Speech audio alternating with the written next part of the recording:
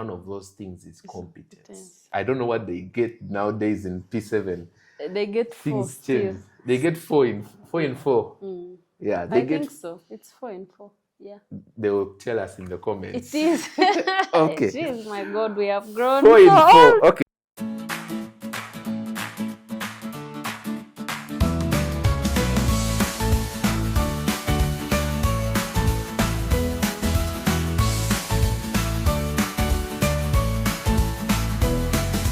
Hi guys, welcome back to yet another episode of Heartbeats and Hope.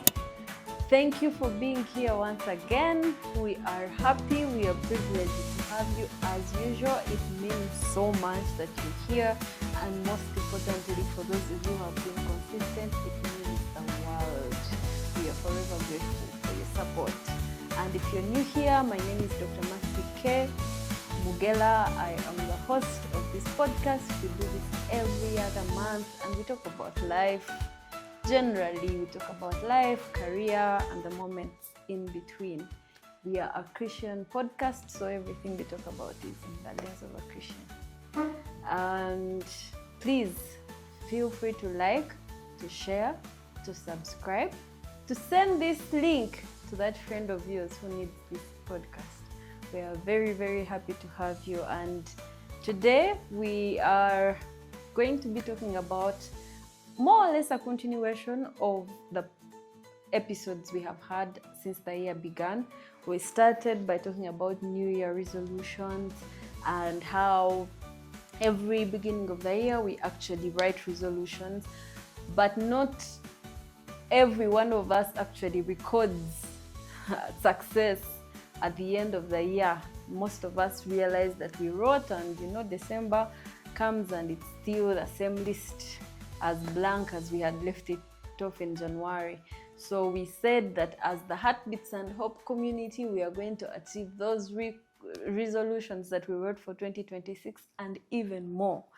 The second episode, which was in February, we talked about the power to start. We talked about what it means for you to actually get to start, and that we are going to start whatever comes, whatever happens. We are determined to do what we have written down, what we have been, led by God to do this year. And today we are going to have another continuation, a topic a bit different but very related, because part of the feedback that I kept getting in the previous podcasts, I think in February we talked about the fact that you not having money doesn't mean you shouldn't start, that you can partner with someone, that you can co-rent with someone a space and maybe start a business.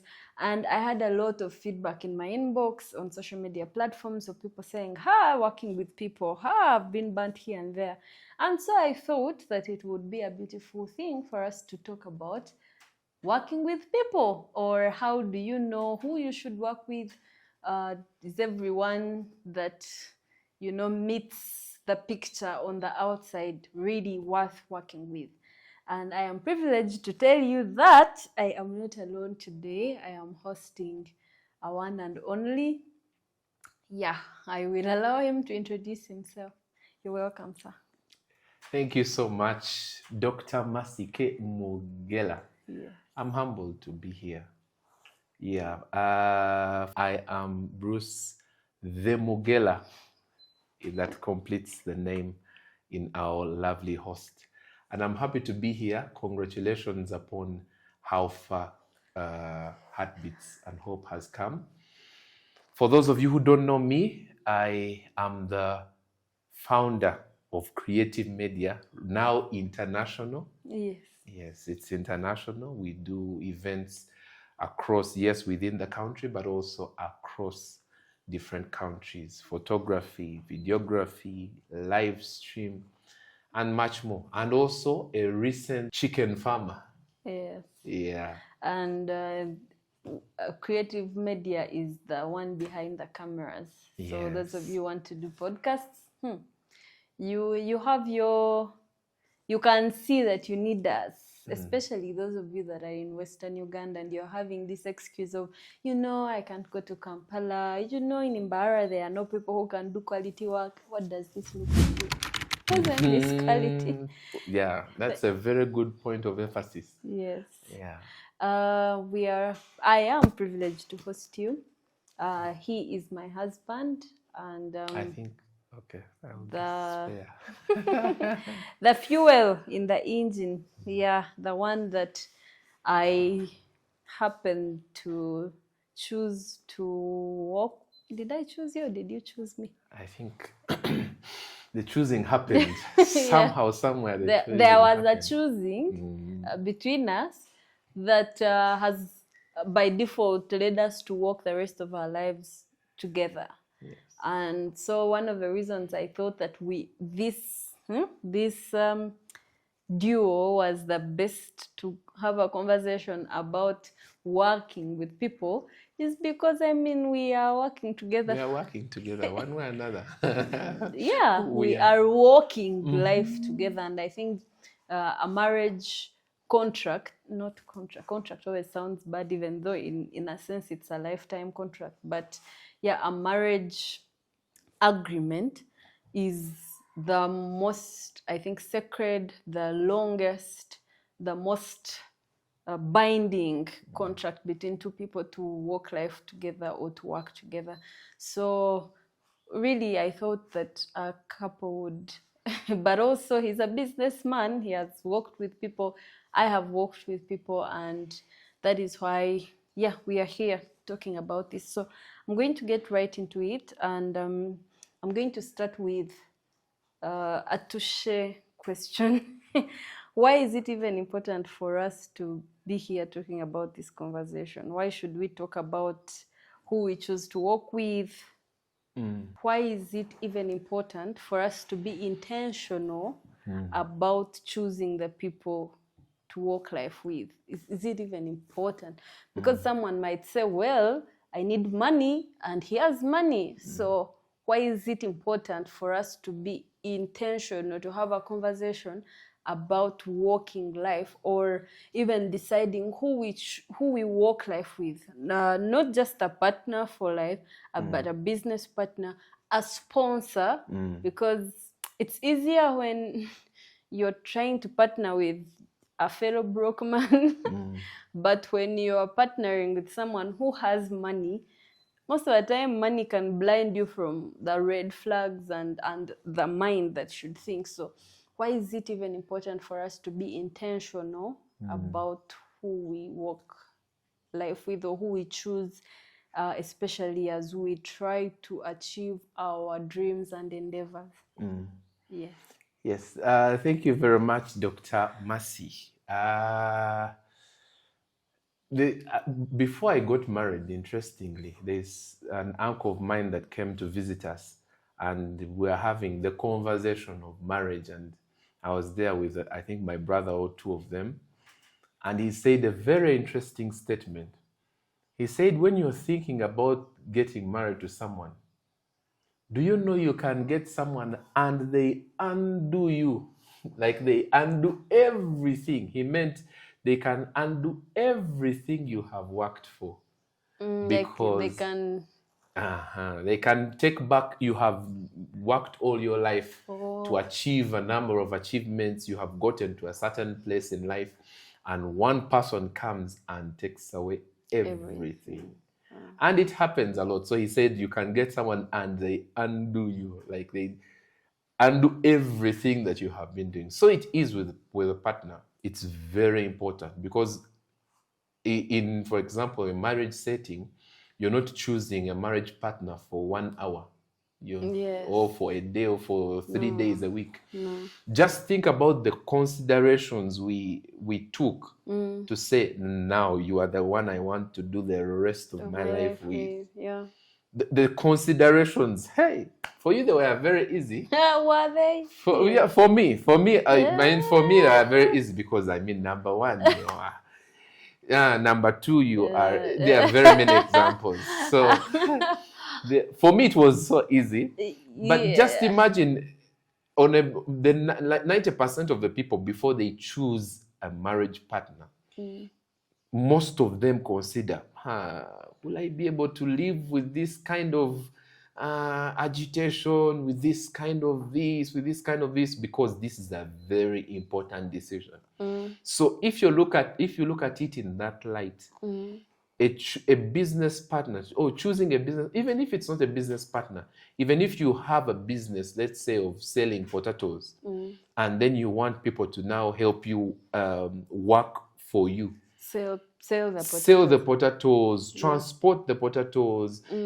I think people even underestimate this, because even the border person that you give those potatoes to is also a person you have chosen to trust in your journey of investment. So you choose whoever you choose to walk the financial business life with is as important as the business that you are running itself, because they can undo the entire business. Or even though you're just starting it, that very business may never kick off. Or they can steal the vision and just kill the vision. Or even frustrate the vision. Yes. Wow. I think one of the conversations that we were having on TikTok after one of the clips was posted was a conversation where, part of what we talked about the other month in January was that you can co-rent space with someone. And then someone said, I co-rented space. And I saw I saw different colors. I saw gold. And I think the biggest mistake we make in choosing people to work with is to think that friendship means partnership.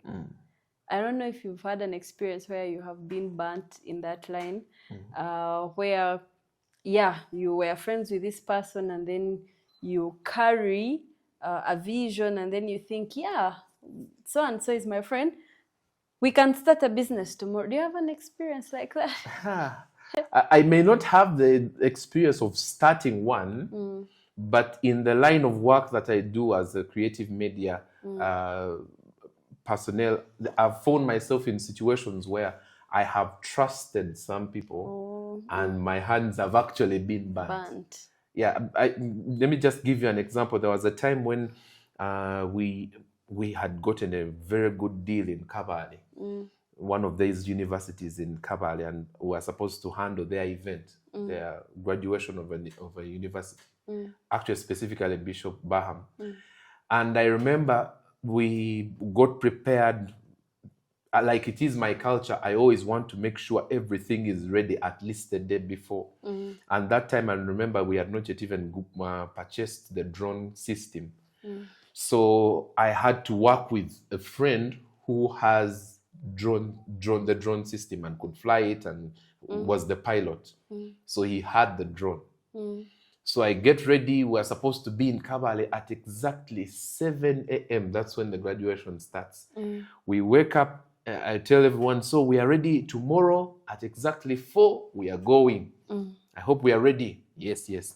I tell this drone person, please assure me. In fact, I'm even going to give you money now. Please make sure you are awake by 4. We have to go. So we rest that whole night, and I stay with some of the team members because I know we have to go early. In the morning, we wake up around 3:30. I call his number is off. Say, okay. Perhaps it's going to go on. It's just a small glitch. It reaches 4, the number is off. We are getting ready to dress, so we always give him at least an allowance of 30 minutes. It reaches 4:30. It reaches 5. The man's number is off. I'm thinking, now where do we get a drone from? Because at 5:30 a.m. When it reaches 5:30, we say we are not going to wait for this guy. We just drove off. In there, my heart is just pumping, saying, where do we get a drone?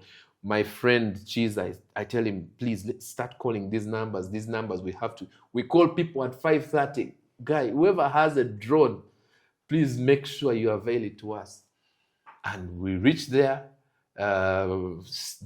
Somehow, someone helped us, connected us, got a drone, and then brought it on on ground, but it was a whole hassle. At around 10:30, around there, the gentleman calls and says, I'm sorry, I slept off. I said, but how do you sleep off? This is because all I'm thinking about is this is the client. This is our reputation. This is our business. And if it was his event, would he have slept off on someone's wedding? Yes. Yeah. Now, I think as humans, we trust quite easily, especially when it comes to the fact that someone has what you need. Like you're looking at a photography event and you're looking at a drone. We trust easily because I don't have a drone, they have a drone. But the bigger question is how would you even have known that this person was actually going to disappoint you? But before we get there, I wanted us to go a bit deeper regarding choosing someone to partner with, especially when it comes to friends. Like you have a friend and you want to do something with them, or in your head you think that the best person to actually let me leave it plain. Friends, relatives, friends and relatives, I think I'll put them in one cohort. Is it that we should just not partner with them?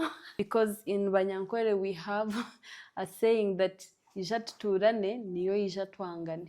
Meaning, when you invite someone into your space, you're actually inviting hatred and enmity in the future. But while it sounds like a far-fetched saying, many of us have actually seen it firsthand. That you have this friend of yours and then maybe both of you are doctors, for example, and you decide, you know what, we can actually start a hospital. You are an obstetrician, meaning you deal with pregnant women. I am a pediatrician, meaning I deal with children. So a woman will come, give birth, I will work on the baby. And, on the surface, it's a very good business project. But somehow, midway there, something happens, and many people have had it rough with working with people that are close to them. So how do we, firstly, if at all it's a good idea for you to work with friends or to partner with friends and relatives? As for relatives, we just need another episode about relatives. I love you, all my relatives. We shall figure out how to work together. And then, not that working with relatives is bad, because I'm talking to my relatives, but I'm also someone's relative. I don't know what happens, but in the jumbled way, the statement is, please. Yeah, I think it's very important to define some things. What makes you want to work with someone? Is it because they are your relative? Are you trying to give back? Are you trying to help this relative? Oh, this relative has been on the street for 2 years. No, Please give them a job. Let me tell you how it works. What is in the mind is that my brother is a software engineer. And if I am doing a project that requires a software engineer, the easiest person is going to be my brother. By the way, this is not to say that me and my brother work together 100% so well, but that's usually the thought line. And perhaps actually the problem is rarely sometimes it is with like the blood relatives, but many times it is with a bit distant one of, you're my uncle's child, you have a company, I have no job, you get? But the thought always is that, uncle so-and-so's son did this and my company needs this, so let them come and work. Before you go through the whole recruitment process, get a stranger, there is always the temptation to the feeling that you're helping someone who is close to you, but also someone is at your disposal, you get? Yeah, usually that's what causes people to decide to work with, people who are close to them. Yes, and I think there is also I don't know if it's from God or what, but that fantasy of, we built this thing together, we were friends since primary, now we own a company together. While it is good and it has happened for some, but I think it gets to burn many people when boundaries are not set. Yes, now, is it okay for you to want to partner with people very close to you? And if it is, what are the risks and what are the precautions to take? I think that particular question, the answer is embedded in the question itself that you've asked. Like I was saying, what is the reason behind you hiring that person? Because the reason determines whether you should or should not work with a relative or not. There is a word that is commonly known as it's competence. Competence. Competence is the ability for you to do a particular task, for you to do it well, for you to do something so well that it speaks for itself. So whatever you have done has spoken for itself that you have done it well. Yes. If you are a competent chapati maker, the chapatis will speak on your yourself. behalf. Yes.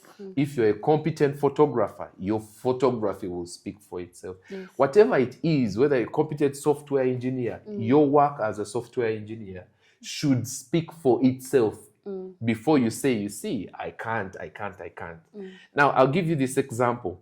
When, for example, in this particular season, we have been looking for places for senior ones, senior fives going into schools and what. Look at that example. When someone scores, let's say, I don't know what they get nowadays in P7. They get 4 Things still. change. They get 4 in 4. Yeah, they I get. think so. It's 4 in 4. Yeah. They will tell us in the comments. It is. Okay. Jeez, my God, we have grown 4 in so 4. old. Okay. No, there was that meme of which year were you born? I was 2000 something, 2000. Then they say 1990 something. Then they show a dinosaur and say, hey, you are old. But anyway, that's just a joke. So in our days it was 4. So I don't know what they do. But if you say that you're coming to get a place in this particular school, it's a very good school. If you performed and got a 4, and for them what they take is a 4, that 4 speaks for itself. You don't need anybody to come on your behalf to ask for that place. Yes.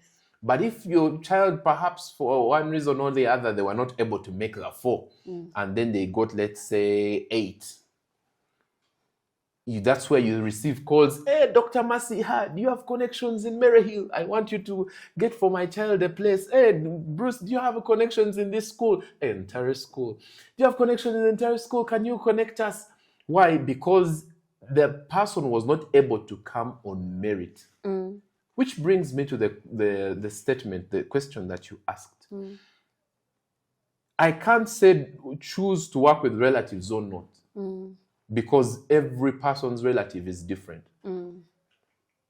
What I can say is when you're choosing a particular person to work with, there are things you must look for, and one of those things is competence. Oh, yeah. Look for a person who can do that work well, because that business is actually relying on that person to work well. Yes. If you bring in a person that is not competent enough, just know you are frustrating that area. If, for example, I'm doing creative media, I can't bring in someone who is not competent to do a particular event. How we do it in creative media, someone wants to learn photography. Oh, you want to learn photography? It's okay. Come for the lessons that we teach. If you make it through the lessons that we teach, we have an event, you come and follow us. Learn something that a professional is doing. See how this person is taking the photos, see how they are carrying or handling the cameras, and then learn a thing or two. And then at the right time, we say, okay, get this camera, take the photos that you want. While we are still also doing our own photography. Like you use them as an extra wheel. Extra wheel, let them do their thing. If they come back with a picture that is only white, and that's the picture of the Mugole, that's their picture. But compromising the event. We're not compromising the event for the person whom we have brought on board, because the client is the most important piece of this particular puzzle. If you bring an incompetent person and they do bad work, guess what? It's your image. You have not just lost the client. You have lost all the, because that client will go and tell their friends, do you know what those people did to my photos? And that rumor will go on and on and on and on and on. And you never underestimate the damage that that particular referral can do. So me, it would not be about the relative. Yes, there are relatives who will enter your business or your workplace, and they will feel entitled. They will feel like, Dr. Mercy, your money is my money. Thank you. Now you have reached at the risk area. The risks involved. Yeah, they will enter that business and they will say, Dr. Mercy, I know we have not made any money today, but you pay for me lunch. I am here. You get. So at the end of the day, you will have to carry them as an extra luggage. Yes, I think there is a story I had.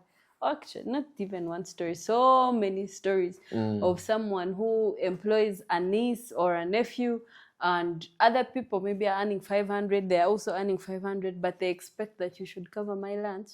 You should, where am I sleeping? Where are you sleeping? Everyone else is earning the same money and figuring out where they are sleeping. But Dr. Mercy, I think that's the most important thing. That when that, for example, a relative calls you, hey, please help my person, they have not had a job for 2-3 years. From there and then, even as they come on, like you said, the boundaries or the contract or the terms of working for you must clearly be defined. Now you have reached the precaution. Yes, I think we always miss it. We always assume that, a contract and whatever is speculated in the contract is only for people who are, far, the strangers that are coming into the company. But you see, when I believe that when we are getting into any partnership with anyone, everyone should know that, yes, you're my auntie, yes, you're my cousin, but whatever applies to everyone applies. If we say that your KPIs have not been met, your KPIs have not been met. If they say if you miss a meeting 3 times, you will be chest, you miss a meeting 3 times and you chest. And I think that your relative needs to know from the very beginning. Because if you come midway, you first begin with, you will take tea with the CEO in her office because you're my auntie. And then midway, you realize this thing is not economically making sense. Now you tell her, you know what, tomorrow, get tea from the canteen. She'll think, now. But I think that makes a very good point. But I also think it's important, like you said, from the get-go, it's important to sort of, I've learned this from some of the people who have mentored me in business. Whenever they bring up somebody, they sort of get them or submit them to a person to supervise them. So that even them themselves, it's as though they don't have powers over their own company. So because if you don't tell that to the employee or to the relative, they will automatically think, it's Dr. Mercy these days. She does not even think we are anything, yet we raise that girl. And everything will hit you. They are calling the auntie will call another auntie. Oh my God. By the time you know, all your parents know that my daughter is not joking. Actually, your parents or all the relatives, your parents will hate you and your parents all together because you're making their child suffer. Yes, and yet they don't get it that actually the business where your person, the relative is working at, actually needs to not just survive, it needs to grow. It needs to thrive to make sure there are more relatives coming in. If it fails because this particular relative failed it, he will also not be in a job. And guess what? They don't want to know. Yes. So the best thing is, yes, bring them on, especially if they are competent. Yes. But then submit them to someone to watch over them, to supervise them, to train them. So when it comes to things like, I don't know where to get lunch from, of course, you may have to talk to the supervisor because he's the one in charge of that area. So you empower even your other employees so that they can empower the ones who are brought in. So that they don't feel that they are above anyone just because they are related to you by blood. But I also think that something we always underlook is the power of written agreements, especially amongst friends, that we are starting this company together as co-shareholders, that we should know that, you and I are best of friends, but this is a business, and the business is independent of us. I think there is a project that we are running.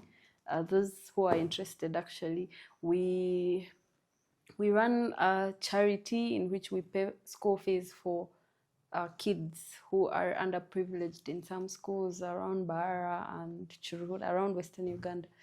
So we have well-wishers who, contribute to that money. If you're interested, please inbox. But we basically help very underprivileged kids. The main point is not to pay school fees, but to replicate ourselves, to give them a chance to have role models. So we mentor them, we make them realize that where they were born is not a limitation to who they could become. But one of the things that we do is that even though some of the people who are paying school fees for these people are our friends, we never have a chit-chat communication with them. We never, yes, guys, please send the money. No, we actually do official communication, put official channels so that these people know and have official agreements that if you have committed to paying, then you're going to pay for at least 1 year for this child. Because midway, people can, it can be as though you're helping mercy. So that place where you have compartments in your relationships. You're my friend, and when we meet over a cup of tea, we are friends. But you're also my business partner, and when we meet via business, we have to answer the hard questions.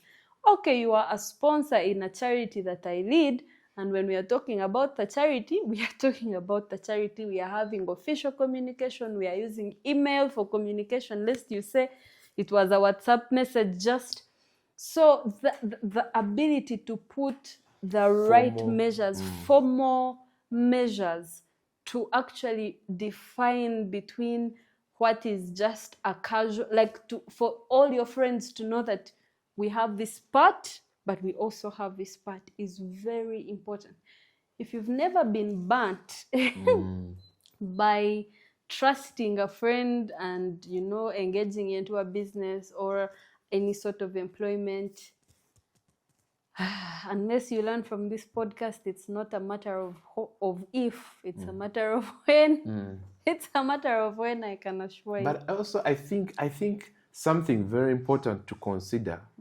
Someone is starting a business out there. They're probably going to start a business of selling shoes. They're going to start a business of selling tomatoes, maybe transporting matoke from Mbarara and then taking it to Kampala and then selling to people.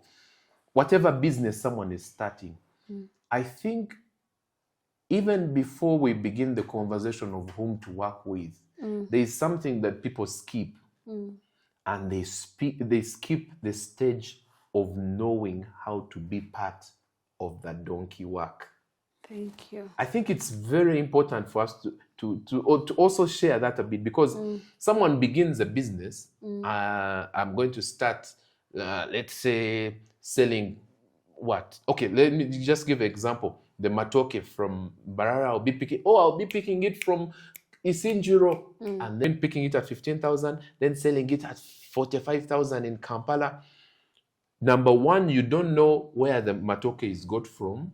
You have no relationship with who buys, who picks the matoke from the plantation, takes it to the bus, gives it to the global, who gives it to the global person, who picks it. You have not been part of the process. Yes. And I find that actually that's the thing that frustrates many people. They just get someone and say, hey, we can get someone to do this. We can get someone to fry the chips. But they don't know how to fry the chips. The chips, yes. We can get someone to take photos, but they don't know how to take the photos themselves. So even when they reach up there, the very people whom they chose to work with disappoint or frustrate them, and they no longer have the business. Yes, I think we were having this conversation some time back of you are a tailor and then you bring in your cousin who went to tailoring school. No, you're actually not a tailor, you have a tailoring shop. So you bring in your cousin who went to tailoring school and you're like, okay, I'm going to give you whatever you need. You're going to be my worker. She's the one who is doing the work. 1 month, 2 months down the road, your cousin who you picked from Rushere now understands how Mbara works. And she's like, wait, why am I doing the work and being paid the little money? She hires a room next to you.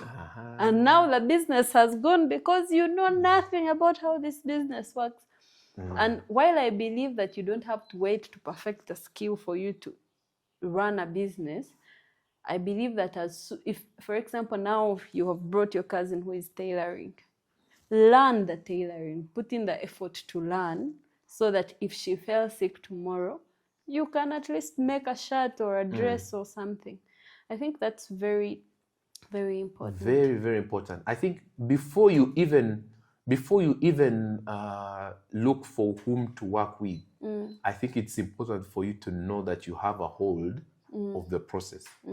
Because when you start, you need to be able to control. There's a Bible verse that says, somewhere I believe in the Proverbs, it talks about how you should prepare the work on the outside, then you can build your house in the field.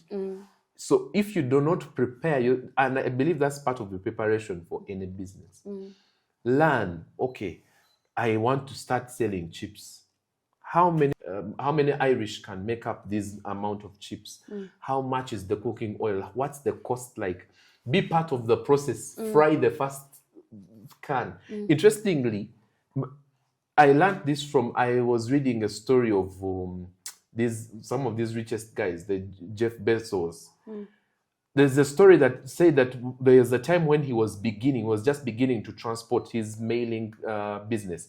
He would just go there and then they would box things and then seal them up. So he was part of the process of boxing things, taking them to the post office and transporting them across the world. So he would just go there in a particular house, and he's part of the people who are boxing, sealing, putting things. He's not just hiring people. And in there, he learned that, I think with the process that we are doing, they would do it on the floor. So he realized that with the process that we are doing, I think we need to get designed tables.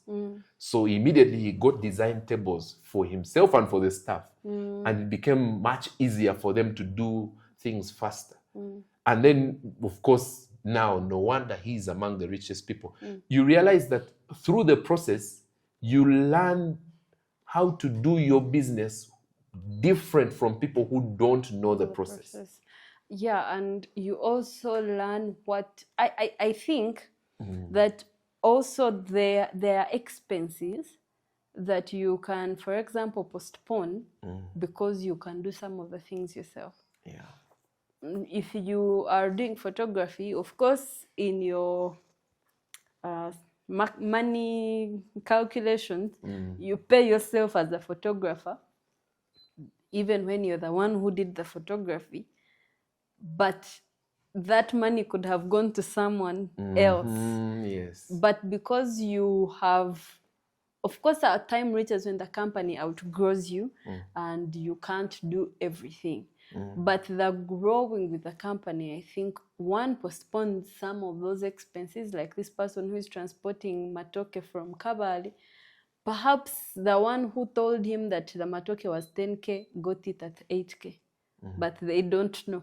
So at the end of the day, they are selling matoke in Kampala at 50K and very happy that they perhaps made a profit of 10K.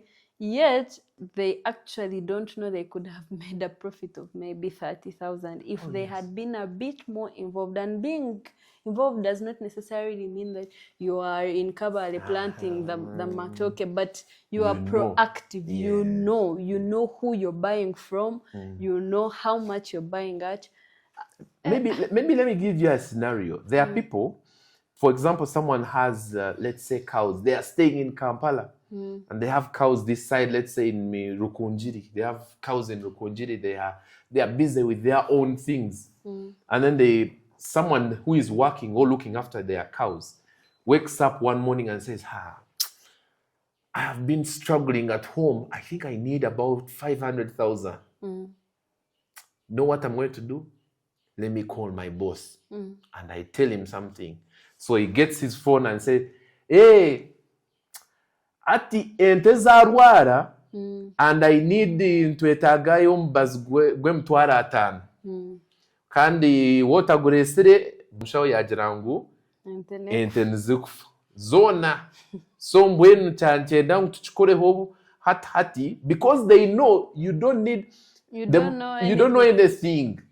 You can even forge a word or a disease because you won't research about it, and because you don't know, you say, now by the time I begin to investigate whether it's true, no, the cows will have died. Actually, you don't even think about the investigating. And it is even worse when the person that is in those cows is your relative. Yes. Because there is that innate trust, number one. I've seen people who plant coffee and their workers make more money from the coffee than the people. Because every time they harvest they harvest on their behalf. They say, hey, today we harvested 2. And you can't track. And 3 have been sold. But also people who are doing those things to the people who have trusted you with their work. Please just get born again. You can't be unfaithful in another and God gives you your own. Yes. While the person trusting should be more careful, but your uncle called you and is probably picked you from the streets, put you in their business. Now, every time you get out, you smuggle 10K from the drawer because you know he's not going to get into the details. You can cheat someone, but you cannot cheat God. At the end of the day, don't ask yourself why you're not growing. The things you're doing are the very reasons you're not growing. So, if you're watching this podcast, God help you so that you stop hurting the hand that is feeding you. So at the end of the day, that person who knew how to start that business can start another without you. And they will have lost a good amount of money, but you will have lost more. Anyways, we are going to talk about the key principles that should guide our choices when selecting or accepting opportunities, sponsors, collaborations, partners. Like key principles. You have a friend that you sincerely believe you can start a business with. Not even, by the way, when we're having this conversation, is a married couple part of also? I may not answer that question because of I plead the fifth. No, because when it comes to marriage, I want to think that you can start your own business, but I don't subscribe to this whole conversation of, as a woman, start your business, let the man never know about it. No. I think that's a pagan conversation So as a married couple, you support one another, perhaps you're partners, or maybe one has an independent business, you just help out here and there. But now we are talking about maybe blood brothers or friends, or people who just met randomly, and maybe in your conversation you realized you have similar interests and you want to work together. Maybe you want to co-rent a space, or this person has money. You meet them at a bus from Kampala to Mbarara. You tell them, you know what, I want to start a fashion house. and they say, okay, I have 100 million here for you to start. I just will require to take 20% shares from this business. What are the key principles that one should follow before accepting to enter any kind of partnership or collaboration? As a matter of fact, even to say yes to a marriage partner, because it's also a partnership, but there's some easy to flag kinds of things that someone should consider before entering any kind of partnership. Yes. I think after having that conversation of a person knowing and being part of the process, being part of the donkey work, knowing the ins and outs. Yes, but there is also a person who has not even gotten the opportunity to start, perhaps because they don't have enough money, they don't have enough capital. I remember in our last episode, we hosted our brother, Mr. Brandon Luswata. We greet Now you, you sir. can say Bannerman. He's called Bannerman. I didn't say that. I didn't say that in any way. So we can't pack you and take you home. Don't pack me and take me home. So, and in his story, he told us of how he started a chicken business, but then he actually got to partner with his friend at a certain point, and the friend was putting in money and they were sharing like 50-50. So that kind of partnership where you partnering with this person will probably get you, maybe it's like an easier way. They will give you money, so it will be easier for you to start maybe better. Or you don't even have any money, you have the mind, they have the money, and you want to start together. Or you want to co-rent a space, you're doing two different things, but they can work together in one space. You understand? So that place where, what are the key principles for you to consider before allowing to enter a partnership, especially when you've not yet gotten an opportunity to, to make it. You don't yet have the luxury to say, no, I don't want you, yes, you, like you are at that starting stage. I think there are a number of things every person must consider. And one of the things that we talked about already was competence, person competence. However, I believe every person has their strengths. You must look out for people's strengths. What's their strength? What's their weakness?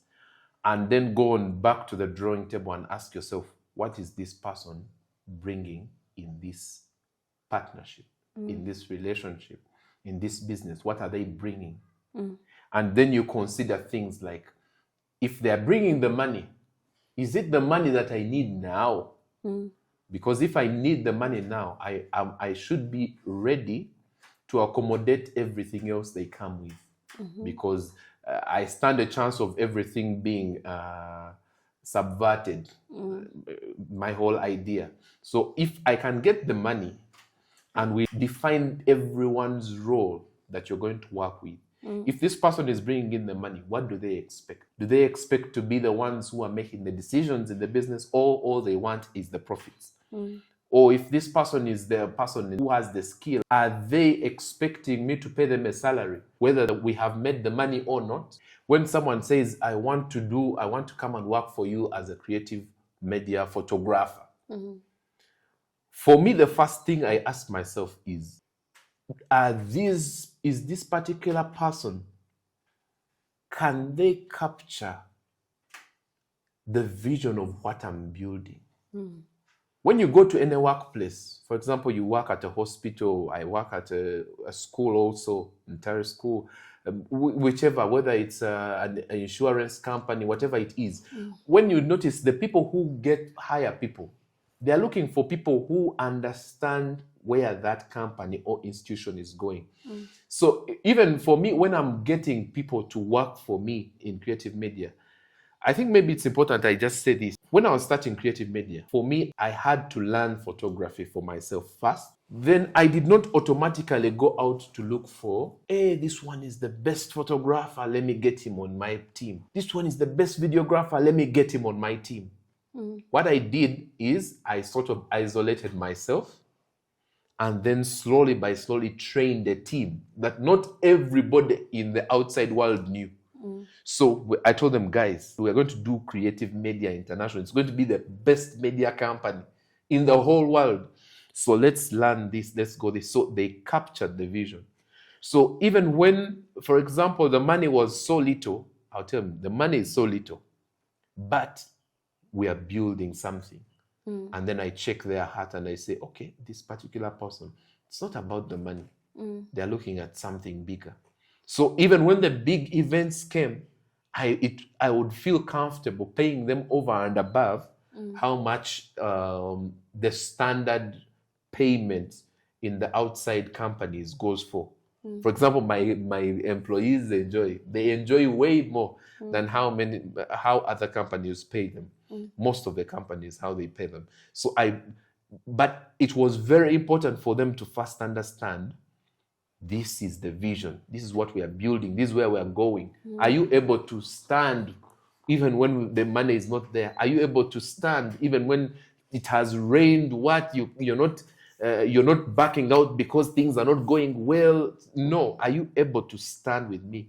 And I think those are the first and foremost people, the fighters, the people who can fight for your business. Yeah, but I'm talking about the person who will stay at night with you, making sure those clothes are sewn because the client wants them tomorrow morning by 7 a.m.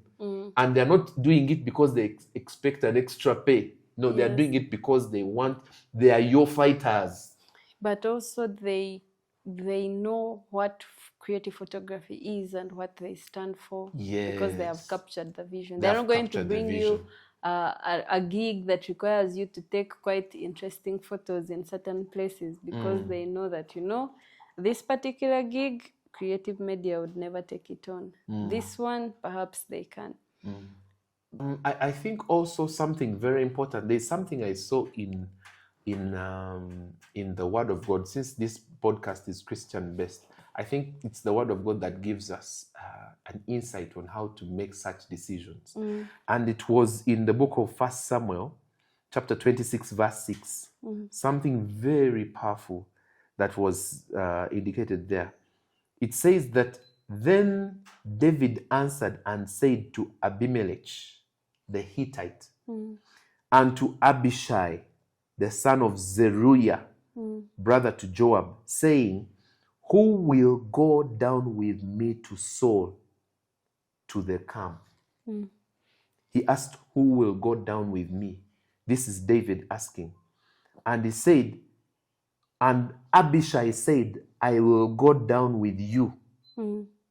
I will go down. In other words, he was ready to fight with David. He was ready to defend David. He was ready to go through anything for the sake of David. Yeah, but perhaps also to, when we are looking retrospectively at that story, we can say, yeah, he was ready to go through all that.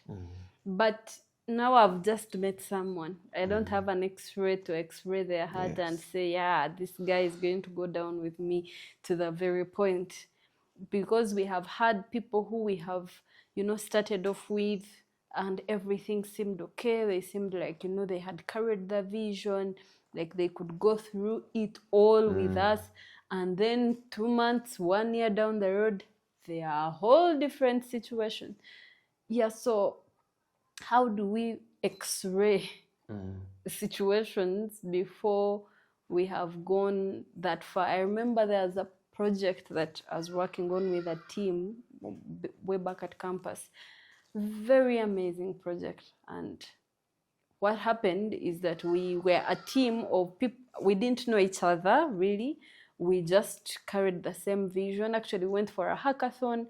And then we're like, by the way, we can do this, we can do this. We found that we were like 3 different people, but our projects could marry into one and make a way better project if we married them. So they were brilliant people. All, you know, like the vision was clear. This was a good thing.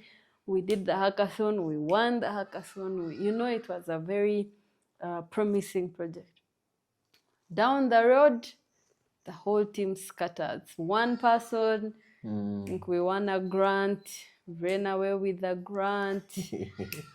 We ended up looking really bad, especially the fact that I was as the one who was like pitching, so I was the face of the project, and I looked bad. Like, you guys ate our money. You guys, where is our money? I'm like, you and me, I have no idea where the money was eaten from. Yes, but on the outlook, we carried the same vision. We were all like, yeah, if this thing goes through, I mean, yeah, our generations to come are sorted for life. But we were different people, different backgrounds, same vision, and we scattered really badly. That thing was really bad, and it's perhaps what made me from that time, I don't just, engage into partnerships with people, because not all that glitters is actually gold. So now, for someone who perhaps has met this person, and the person looks like they have everything this guy he needs in their perspective, whatever engagement they have, how are they able to tell that, you know what, we can work together because we agree, and not just agree at the project level, but where the Bible says, how can two work together except they are agreed? Like that place where they know that he will go down with them to the camp, and he can even give his life if that's what it takes. But yet we can't know that until the point of giving the life comes at. And yet sometimes that can be too late. So before, like I was burnt, before someone else gets burnt, how can they be able to avoid such instances? Yes. I think at the core, we even began with a very good example. By the time you make a decision that this is the person I'm going to marry, this is the person I'm going to work with, there are things you actually take so in consideration of that you just can't ignore. It doesn't matter how handsome the man is, it doesn't matter how beautiful, you can't afford to make that mistake. So I think I'll just give maybe about 3 or 4. And I think the first thing I would say is, do you actually pray about it? Before you say, okay, this person is good, they are the best at this. We have seen people who are the best at things actually frustrating the business. Very much so. We have seen people who have won grants that could really be life-changing, and they have shared them. And like, let the project to sleep, and or a few of them, maybe there were 6, 2 shared the money and disappeared. Yes. Yet they looked like they got it. Yeah. And I also think maybe the perfect example in this particular scenario is when we are getting married. Which part of when we are getting married? When we are getting married, I think I realized actually our marriage process was a bit smoother than it would have been had we not invested time to pray. Because I remember from the very start, we wanted the best. We want the best photographer, the best. And I remember in Deco, we wanted this specific best, so-called the best decorator. And then I remember it was frustrating, and then we were saying, but now we are not able to reach this person, the person is not getting to us, but they are apparently the best. We are even wondering how it will look if it's not them that decorate. Guys, it's possible. Just get married. Just get married, but be led. So we decided to get some time off and just pray about it and wait on God. So as we were praying, as we prayed and we waited on God, interestingly, God actually showed us the decorator person whom we are supposed to work with, somehow brought the decorator to our footstep. Yeah. Then gave us the decorator even for the Kuhinjira. Yes. And all those decorators Carried our heart. They carried our heart, number one, but also number two, they outdid themselves. Yeah. They did more than it was more than the pay.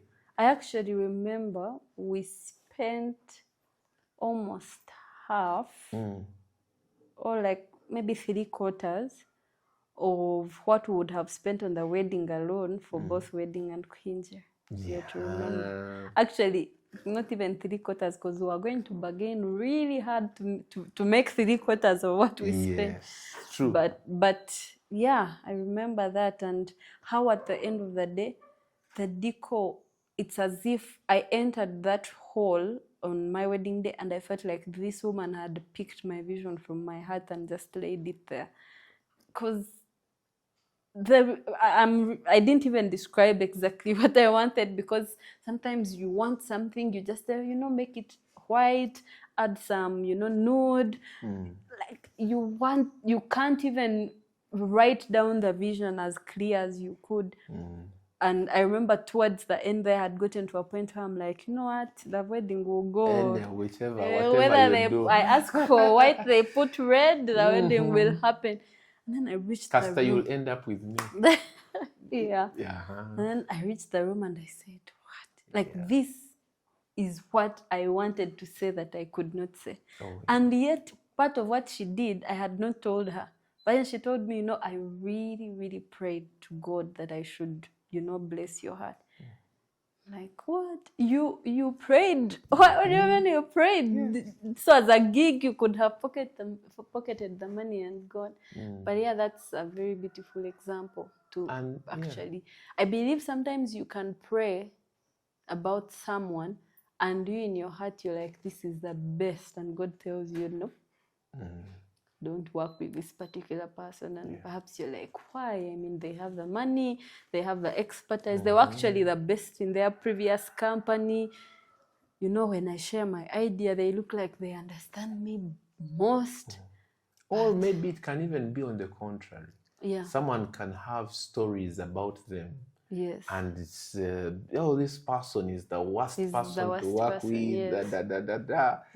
Interestingly, same things went across for the people who did for us Deco. Actually, someone told me, why are you choosing that one? Yes. Even that amount, they told me, no, you can't.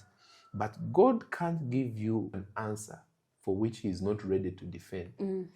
If he has given you an answer, you've prayed about something, and he has said, this is the person I want you to work with, yes. There is a certain form of redemption that is hidden in that answer, in that person. And if you look clearly, you will actually see it. Yes.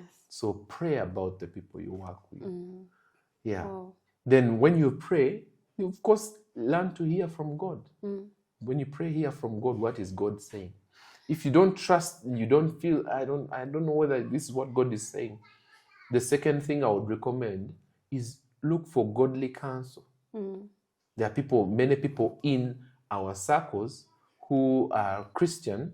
They are perhaps also in the same kind of business that you are asking God for. So they'll probably tell you, in the kind of person you're looking for, you need to look out for this particular character, this particular virtue. And it can also be a guiding light on who to choose. Or they know this person, and you trust their tenacity with God, because there is also where you go to someone's nemesis. We will cut that. We will not cut it out. We have to display what entire school has no, I mean done. No, we shall not. We shall not. I already spoiled it. You can't keep it in. So wait when you see it there. You pick someone's nemesis, and then you're asking for counsel about them. Can I work with this person? And they definitely don't reach them. So also the godly counsel. But as you talked, I remembered, I think, as someone that our spiritual father, in something he has actually talked about in a few of the previous sermons about how sometimes we go to God with bias already. Like you already want to work with this person. Whether they are the ones or not, Yes, they yes. will have to be. So you're going to God to inform him. You're roll calling. Yeah, by the way, for this project, I'm working with Mr. Bruce.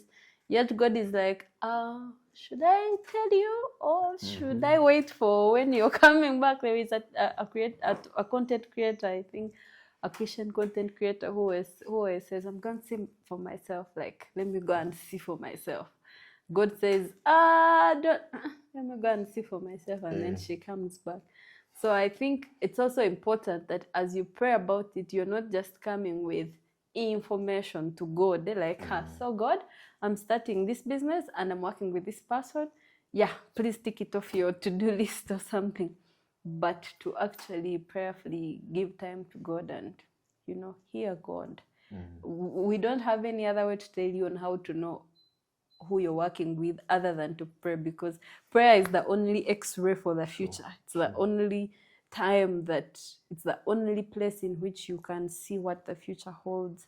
And sometimes you probably will not see that, this guy brought in 100 million. No, you just have the peace, and maybe according to the world, this is not the best person to start a business with, or people have told you, you want current with that person.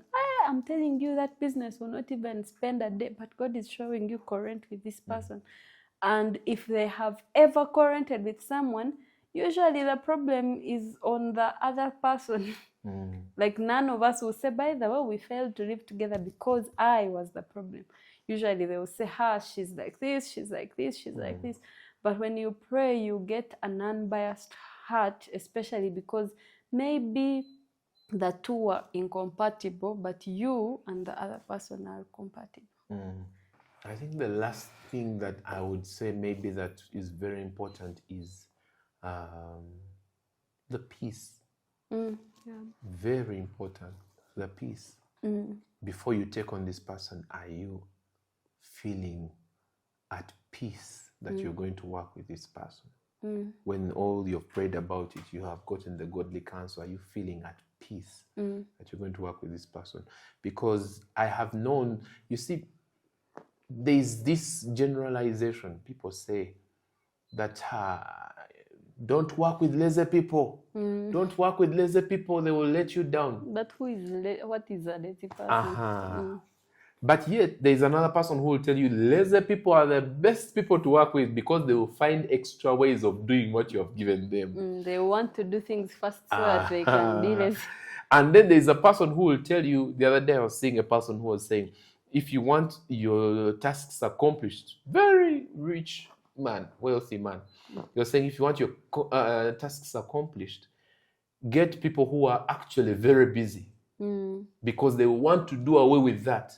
And I realized it had some truth to it, because I'm a very busy person. When someone gives me a task, I just want to get it done with, and I continue with the other work. And so I could see the sense or the wisdom in where he was coming from.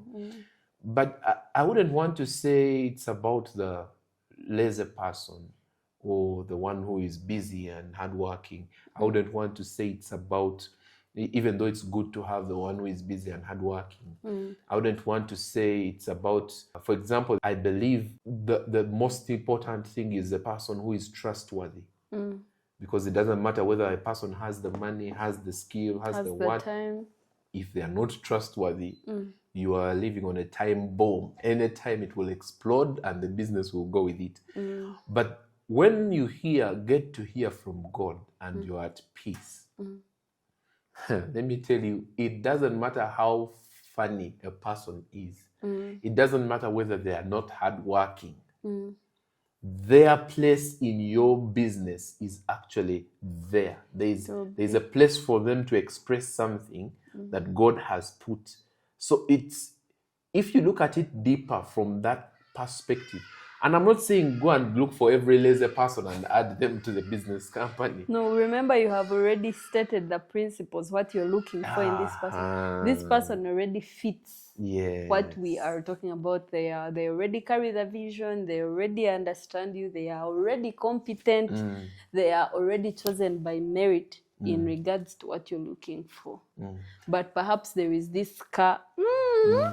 And actually, yet even the one who is competent, ready, and does all these things, is hardworking, can actually be the hindrance to the growth of your company. Yes. You know, someone can, because there's this thing called self-made. There are people who are self-made. I'm a self-made professional, self-made this. Whenever you get some of those people into your business, because they know what they are doing, they won't want to hear anything you're saying.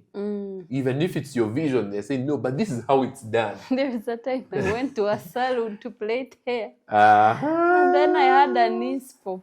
Women know what an inspo is. I had a particular way I wanted the hair to be made. And then this guy is in my head, and I'm like, then I see him doing something different. I'm like, no, I want this hair like this.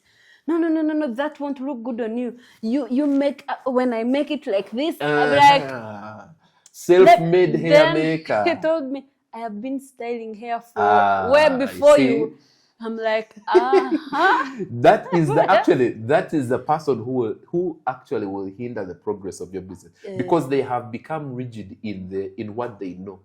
They have plateaued, like a man of God says. You should have seen the outcome. I got to a point where I was like, I made up my mind, because the plan was to repair and style. So I said, okay, after all, the styling was not going to cost any more money. Do whatever you want. I'll go to the next salon and do what I want. You see? I saw what he did. I said, You see? But yet in his self-made, he is blind to the fact that there are things that have changed. A lot has changed. Preference. Yeah, or someone has an idea. Yes. I was, for example, recently sharing someone, I was telling them how I saw a particular design of houses that I had not seen before in Uganda, I had not seen before in the countries I've been to. And I asked myself what it took for the person to come from abroad and with that particular picture and vision and come to Uganda and say, this is the kind of house I want. Without I know it has not been seen. Just imagine how many self-made engineers you will meet who will tell you, no, this is not how things are done. And then you meet probably a builder who tells you, no, this is not where the bricks are put. We don't use wood on this particular, because it was a wooden house. They'll say, no, we don't use wood on this, but I want wood. No, but we don't use wood. You find all those stages of self-made people are the ones who are actually frustrating you from growth. So if you realize there's another character of a person who is willing to learn, that doesn't matter how far you have gone, how much you have known, you must continue to keep learning. Be open to learning. Now, I think we have, shared quite a lot. And while you talked, something that came to my mind was to get someone as a partner and then you actually disappear in their shadow.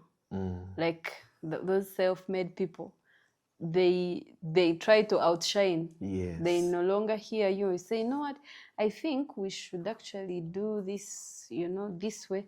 No, this is not it. And at the end of the day, if you're not the confident kind, you can start to question yourself. You can start to question your vision. You can start to say, perhaps my vision would be better if it, included this and not the other.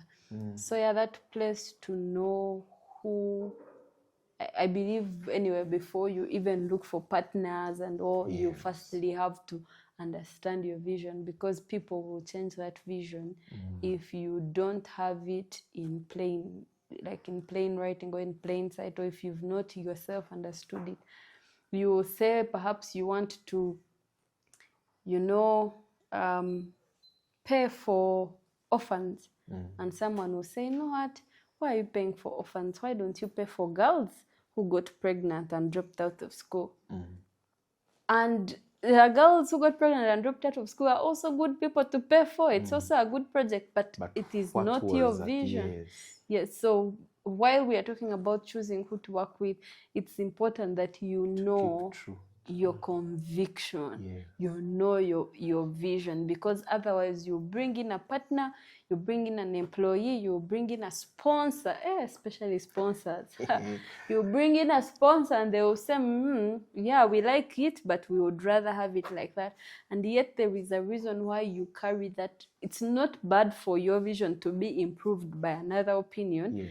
but you better be sure you're not losing the vision completely. Yes. Someone can say, you know what, we can add this, but if you feel that what you wanted is being deleted and being replaced by something else, then you may want to pause and no, I think this is okay, but I think would rather still stick with this. Yes. Because like you said, I think it's important to stick and stay true to the core of why you even began, because that's the same thing that will sustain you. Yes. Maybe lastly, there was a time when before live stream became so common and rampant in Uganda, we had gotten this particular gig, very good gig. And I remember we had not yet really learned how to do the live stream properly. So we said, you know what, let's get people to do it for us, because we had won the gig, and then we pay them. So when I contact this particular person, they are good at it. So they come in, oh yeah, it's okay. We can work together. We're going to work together. But what we're going to do, I'm going to get the gig. How much is the gig? We're going to work together. We get the gig, and then I pay you. At that moment, I said, like they pay you. Yes, instead, me who has won the gig. They wanted to now take over the gig and pay you. Pay you for what? For doing the gig, for being part of their team. Like the caliber that you provide. Yes. And I felt like I was, literally in my heart, I felt like I was going to sell my birthright. Like the Bible says. I felt like I was going to lose a certain part of myself that I would probably have never recovered. So what I did, because yes, this was a partner willing to partner with us, but the terms were not clear. We're not agreeing about the terms and how this partnership was going to go, which is, I think, is also a very important thing to define. This is what this. Yes, you're having the money, so when we get profit, this is how we are going to define it. This is how we're going to split it. You get 20%, I get 30%, things like that. You clearly define those things. So in there we said, okay, no, thank you, but let's see how to go about it. I remember sitting down with that friend of mine, Chiza. We spent days and days Google searching. We should shout out to Chiza today. Shout out to Chiza. That's the guy I've been working with in creative media for the longest time. Yeah. We have been through thick and thin in creative media. So we sat there, we learned, we checked this, we checked that. That time, mind you, there was no AI. So you couldn't just search and say, how do you do this? And then gives you, no. We searched, tried things, they didn't work, fixed this, bought that, in preparation for that event. And then after we grasped the process and how it's done, and said, wow. And you did the gig. We did the gig, got another gig, got another NGO gig. So it became so easy because we paid the price. But had we given it to them, we would never have learned. Yeah, but also, it wouldn't have been bad if they were willing to teach you and work with you, but they were planning to overshadow you, which is a red flag. Are there other red flags that, I mean, we've talked about many of them, but like maybe someone is there saying, but are there some clear-cut red flags that, you want to work with this person and they are doing this? Clear-cut red flag, number one is that particular one. Someone is your partner or someone is coming working under you, but they are taking over your business. They are telling you, by the way, I want you to be the one to sell now these ones. You ask yourself, but who is the boss in this partnership? I thought I was the boss. Before you know it, You're the one carrying the equipment. You're the one you become an employee in your own business. In your own business, yes. That's first red flag number one. But also number two, especially red flag. when they are the ones who have the skill. Yeah. Yeah, you become their employee, even though you are the boss. But also red flag number two is someone will say, let's start chips business together. For you, you're the one cutting the Irish, you're the one buying the buto, you are the one putting the Irish there, you're the one selling the Irish, you're the one doing everything.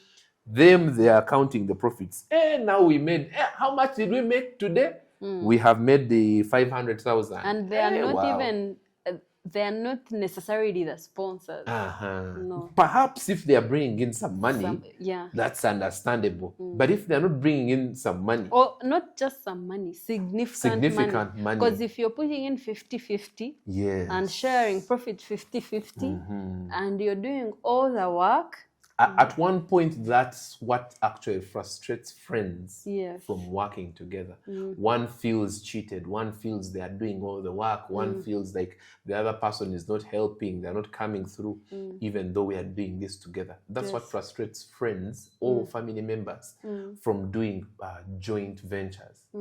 But that's why I believe, for example, for me, when I begin a partnership, I am ready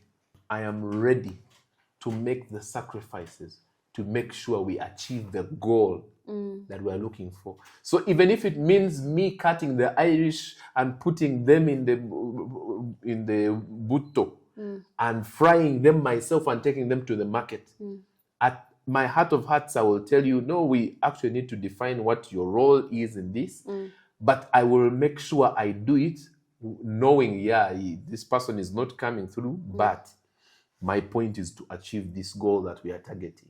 Yeah, but that's where in view of that red flag, you should define. Yes, you must define. If one of you is not going to be available, assuming perhaps you're doing a venture in Mbarara, your two shareholders, one stays in Kampala. So it is already clear-cut obvious that the one in Mbarara is going to be the one actively involved in the day-to-day running of the business. There should be a clear definition of, you know what, on top of the shares, we will pay you perhaps for 10% for transport, for this, for that. And if there are unmet expectations, open conversation is very important.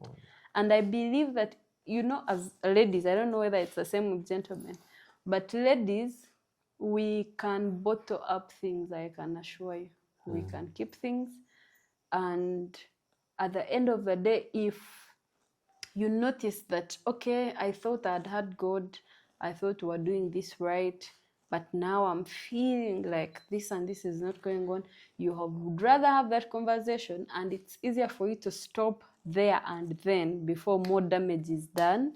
And perhaps agree, you know what, we thought we were going to do this together, but we will not do it. Let's, you know, keep friendship and lose the business. We can always start again. But it is important to have an open conversation, because I've had friends who have maybe fallen out or are doing business together actually. On the outward, everything is okay. And then you meet one of them and they're telling you, you know, this girl is breaking me, this guy is breaking me, he never does anything. And you're like, how are the two of you still working together if this is what you're telling a stranger like me? I'm a third party in this, you know. And you're not telling the other person. You're not telling the other person. But I think also the other red flag, which perhaps is not so red for everyone else to see, is like you had said, the peace, how you feel about it. Because maybe everyone, says, yeah, you know, this is a good person, you guys are meant to work together, this is going to be good, because people are seeing, measuring from your competencies, your differences. But in your heart of hearts, you feel that, I mean, don't fight it. You'd rather put it on hold and wait until you have a peace than forcing it and you burn. Yes. As we close, I would like you to give your parting shots. It's been a long one. I feel like we could do almost the same time if we continued. Some questions haven't been asked, but there's always space for part 2. Yes. Yeah. I think my parting shots are like this. As much as we have shared the reasons, all the pointers, the things that must guide us in whether we should or if the people, whether we should or the people whom we should work with or partner with or employ. As much as we have shared all those pointers, I think my parting shots would be, when you embrace these, you realize it's very important, if you must go far, to actually work with other people. It's important for you to learn the wisdom of how to partner with other people. Because if you're walking the journey alone, you go fast. But if you're walking the journey with others, you will go far. Look at it this way. If someone is doing something alone, probably the best they can do is, maybe someone is doing products, the best they can do is maybe do a few products and then get some money that is enough to buy a square mile of land, and then they are happy that they did that particular project. But there are very many other people that need that thing that God has given to you as a vision of a business. There are many other people in the world that could benefit from that vision. So if you have received the wisdom and understanding on how to work with people, how to define the boundaries, make formalize things and partner right, then you will be able to benefit and impact more lives than when you go at it alone. I think those are my parting shots. Learn everything, be part of the donkey work, go through the process, then at the right point, learn to Are you saying that if you should, start your businesses with partners or delegate or no, I'm actually saying, if you can start your business alone, start it alone. If you can start it with 2 people, start it with 2 people. If you can start it with 5 people, start it as a core. Begin it with yourself to understand what it takes to do it on a larger scale. Don't begin with the partners of every other partner that you have not proved, and then you want to start the business and begin big. No. Yes, there's that place, but it's very important for you to go through the process, learn from the core foundation of things, so that by the time you're up there, you know what it takes to be at the bottom. You know what it takes to run the entire company from every joint and every department. You know what it takes. Okay. In short, start your business if you're alone, but if you can prove a partner and it's going to push your business further, then partner. But as long as you've proved with them, and you would rather be alone than be with unproved partners. For the beginning time. Yes. I remember a conversation that we had in which we were actually discussing and realizing that if there was a piece of land to be bought at 100 million, for example, Ugandan shillings, and you're earning 5 million, it would take you quite a lot of time for you to be able to get that land. Yes. But if 5 people earning 5 million decided to, come together, they will probably earn that land in a shorter time, but also be able to do a lot on it in a shorter time. And at the end of the day, the impact is bigger. I think 5 people who earn 5 million and have proved themselves. Of course. Very key. That's the gist of the conversation. Otherwise, you earn the 5 million and you As find you for- don't have any million. As for this Simanye Investment Club, now you're putting money together. You have to Bigombe. prove the people. My dear. Yeah, it's good you are all at work and you say, okay, we all earn this much, let's put this much and save together. You better also prove, because if one of you is sacked tomorrow, where are you going to get them from? Because they have already taken the money, and maybe tomorrow they change job. So not that perhaps it's even easier to just pray about it and say, God, this looks to me like a good idea. Should I join this group or should I not join this group? You would rather look like the extra, sheep in the flock than going in because you want to fit in and then you're burnt. As we conclude, I wanted to also highlight something about I want to call it deception for lack of a better word, that because we are both born again, then it automatically means we are good partners. That's also another huge topic. We shall handle it. You will handle it. Let's make it like a cliff, that those series that end making you say come back for the next part, because it's big. But when we are talking about proving people, we are not just talking about non-believers. We are talking about everyone. If you actually be shocked how two believers can go so sour that you can hardly believe they are actually believers. And by two believers, I don't even mean people who go to different churches. People who go to the same church, who believe the very same doctrine, and they start to work together and they turn into strange beings.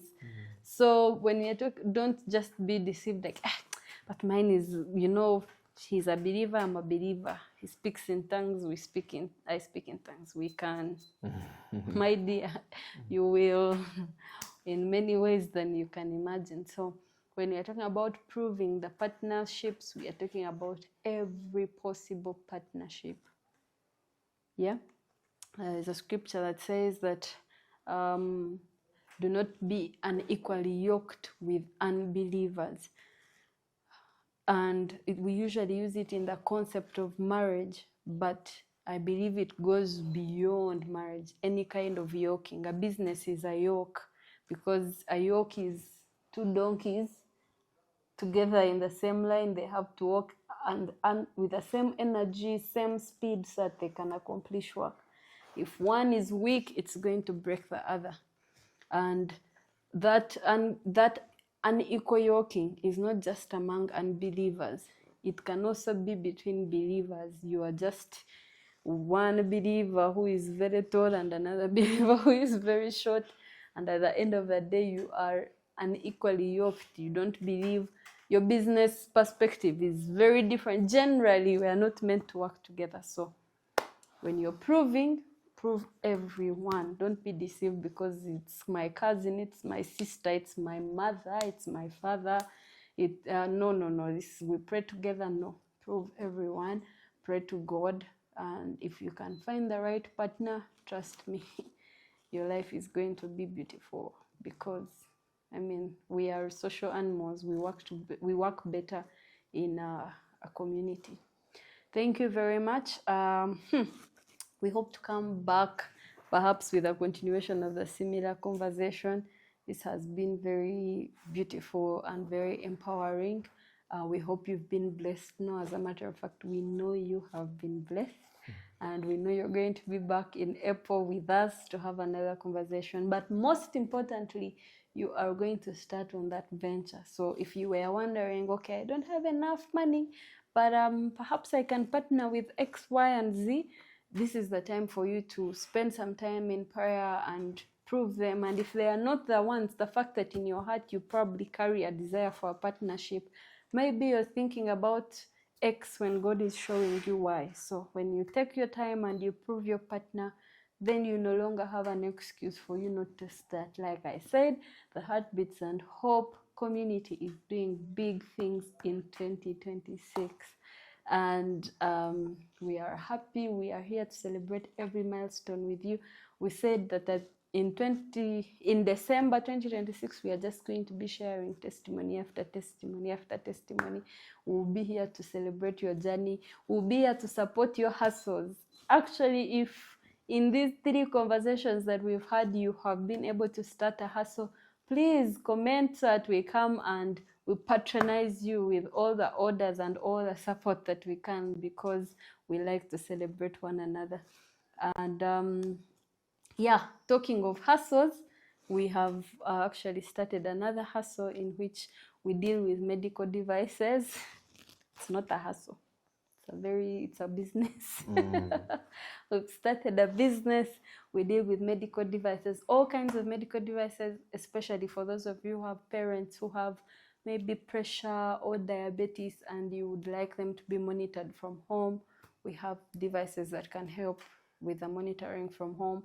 You are a student of medicine and you're about to go back to school and you want a stethoscope, please reach out to us. We are going to be able to get you all that you need.